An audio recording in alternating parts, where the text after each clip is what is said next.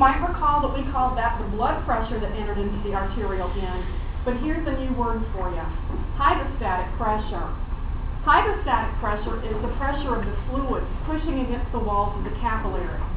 And in terms of blood pressure, it's the same thing. So hydrostatic pressure is the same thing as the blood pressure. I'm going to put a little C subscript down here beside HP. That is hydrostatic pressure. C stands for the capillary.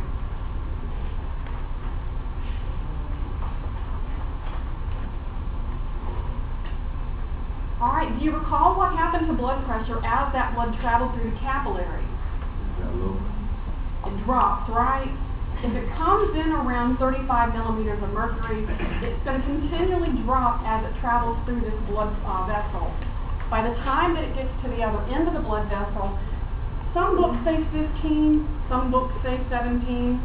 We can use whichever one. So somewhere between 15 and 17 is what we're leaving with on the other end.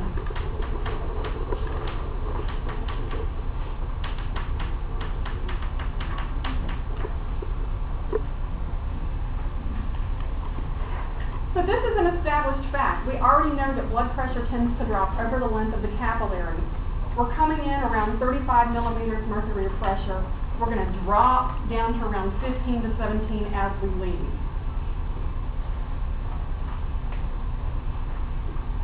Hydrostatic pressure, HP, is the same thing as blood pressure. That's one thing just to get kind of seated in your brain.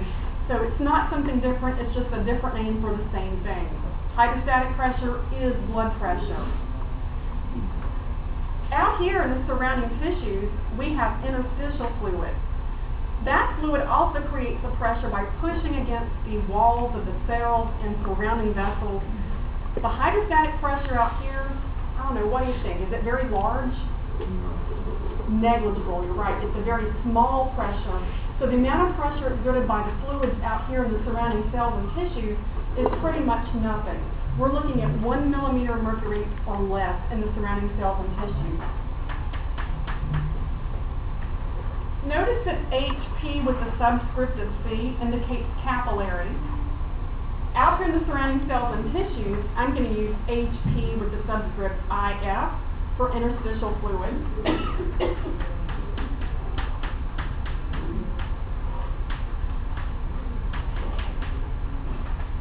Just to keep things simple, I'm just going to say we're plus or minus 0, give or take a little bit there, but for the most part, this value is negligible.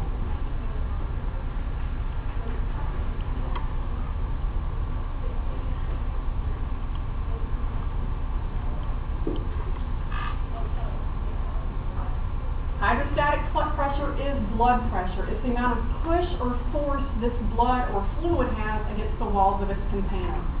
So blood pressure is the same thing as hydrostatic pressure of the capillary. Out here in the interstitial space, that pressure is essentially nothing. So we're not going to worry about the push of the fluids in the interstitial spaces. There's another competing pressure here. And if you think back to Bio 210, we always talked about water following what? Salt. Water is going to be attracted to our salt molecules. Proteins also create a pull. So all of these items that are traveling through our bloodstream here pull water back into the bloodstream. This is what we call osmotic pressure, and we use OP to illustrate osmotic pressure. And on your worksheet, the osmotic pressure is a steady 26.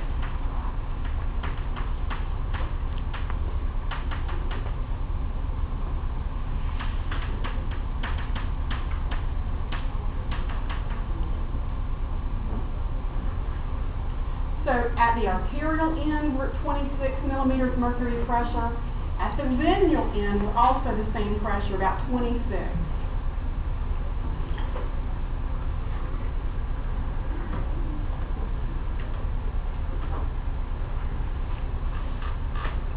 Notice that the osmotic pressure doesn't change from one end of the vessel to the other. What does osmotic pressure depend on? Water and its dissolved solutes. The salts, the sugars, the proteins. So this stuff up here on the board is pulling water into the vessel. Okay?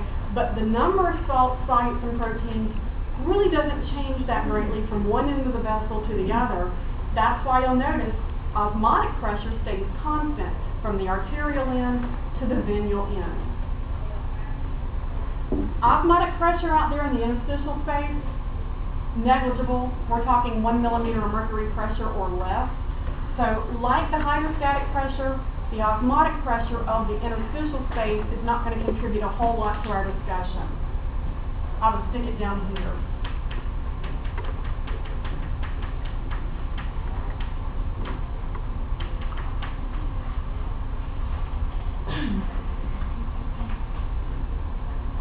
So where's this battle going to take place? Inside the capillary.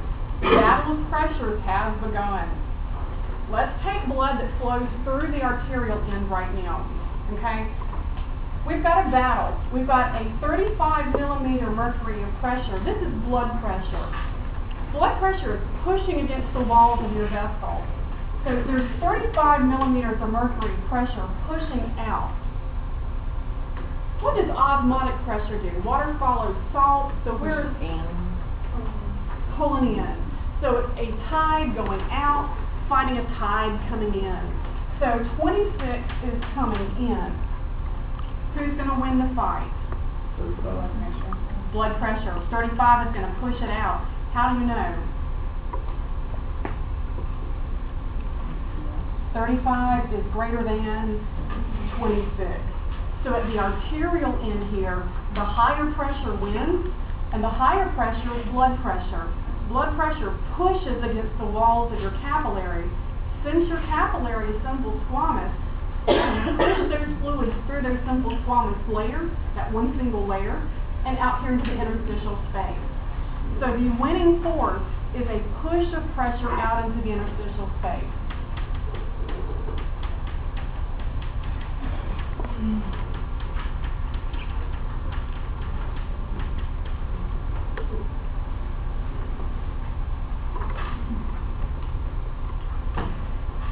Now, when you say fluids are pushed out, you're talking about the fluids on the side of the tissue that are trying to work their way in, are being pushed out? We're talking blood plasma. Oh, blood plasma is being pushed out of the capillary into the tissue. Into the tissue space, right.